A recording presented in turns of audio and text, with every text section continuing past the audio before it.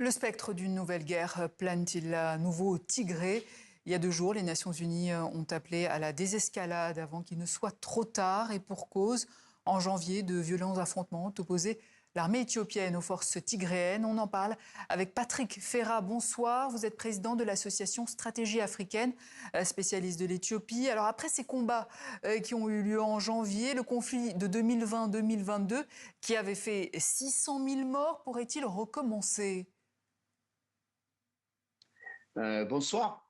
Je voudrais rajouter à vos 600 000 morts que vous venez d'annoncer, ne pas oublier qu'il y a eu 160 000 femmes qui ont subi des violences sexuelles horribles pendant ce conflit et ne pas oublier que 53% de ces actes-là ont été commis par l'armée érythréenne.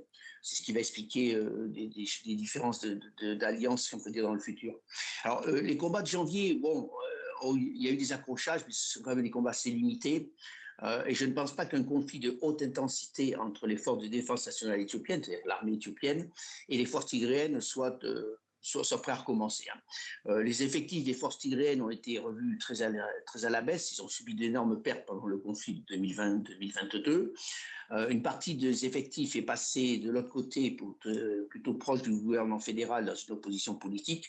Et en même temps, si vous voulez, ne pas oublier que la population ne veut plus la guerre. Donc, on voit mal comment ce conflit pourrait se déclencher, puis surtout être un conflit de haute intensité.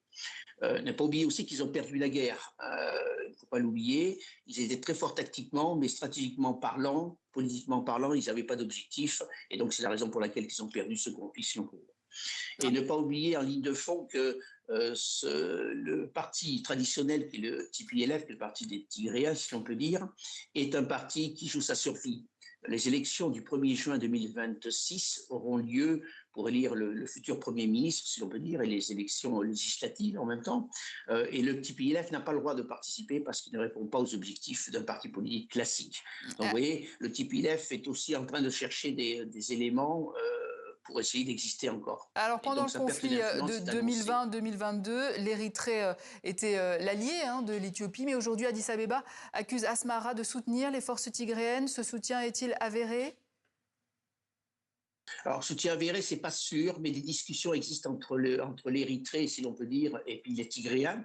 On ne peut pas, ne pas penser qu'il puisse y avoir des armes qui passent de chaque côté de la frontière, si on peut dire. Mais c'est le chiffre que je vous ai rappelé tout à l'heure. C'est un surprenant changement d'alliance quand on sait ce que les Érythréens ont fait en territoire tigréen.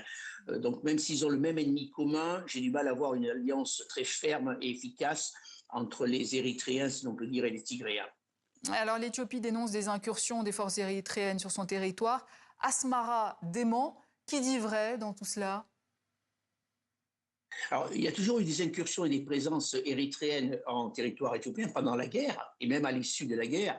Bon, il se trouve qu'aujourd'hui, comme les Éthiopiens n'ont plus besoin des Érythréens pour remettre à la raison les Tigréens, ils se sont débarrassés un petit peu des Érythréens et ils leur demandent de repartir un petit peu chez eux.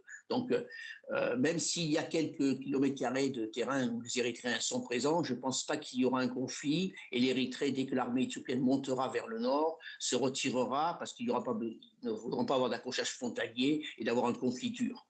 L'armée érythréenne n'est pas capable de rivaliser sur le long terme avec les forces de défense nationale éthiopiennes si le conflit s'engageait. Donc, il y a des présences, des incursions minimes, si on peut dire, mais je pense que ça va être remis vite, rapidement, quand l'armée éthiopienne va monter dans le Tigray et les Érythréens vont retourner sur leurs frontières, qui sont les frontières de l'accord d'Alger de 2000 et l'accord de 2018 qu'a signé Abiy Ahmed avec Isaias Afewerki, président de l'Érythrée.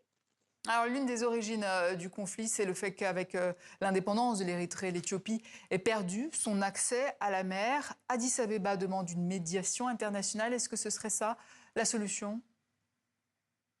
Alors, les Nations Unies et l'Union africaine ont appelé à discuter, c'est déjà pas mal si tout le monde se met autour d'une table. Maintenant, médiation internationale pour déboucher sur quoi? Vous dites l'origine du conflit, c'est l'indépendance, oui, mais l'indépendance, elle a été actée en 1993 et confirmée même par Abiy Ahmed en 2018, puisqu'il signe un accord de paix avec l'Érythrée. Donc, il aurait du mal à vouloir, comme certains intellectuels éthiopiens le veulent aujourd'hui, réintégrer l'Érythrée comme une région éthiopienne. Donc, ça, je pense que ça passera pas. Mais ce qu'on n'a pas vu lorsqu'il y a eu l'accord de paix de 2018, qui est assez important, ce que notre diplomatie n'a pas vu, civile comme militaire, c'est que derrière se cachait simplement une alliance temporelle tactique. Issaïas Afwerki, président d'Érythrée, le savait et Abiy Ahmed le savait. Ils avaient besoin l'un de l'autre, tout simplement parce que la haine qu'ils ont est farouche contre les Tigréens. Donc le seul moyen de remettre les Tigréens à la raison, c'était de s'engager militairement ensemble. Voilà. Et ça a fonctionné pendant 2 ans, sauf qu'aujourd'hui, l'Éthiopie n'a plus besoin d'Érythrée, l'Érythrée est passée aux oubliettes. Et vous avez bien vu que l'accord de paix de 2018, qui a donné le prix Nobel à Abiy Ahmed, est complètement aujourd'hui aux oubliettes. Merci. Alors le problème de cette région, il est assez simple, c'est que cette région, elle n'est pas économiquement intégrée. Voilà. Merci Patrick Ferrat. Je rappelle que vous êtes président de l'association Stratégie africaine.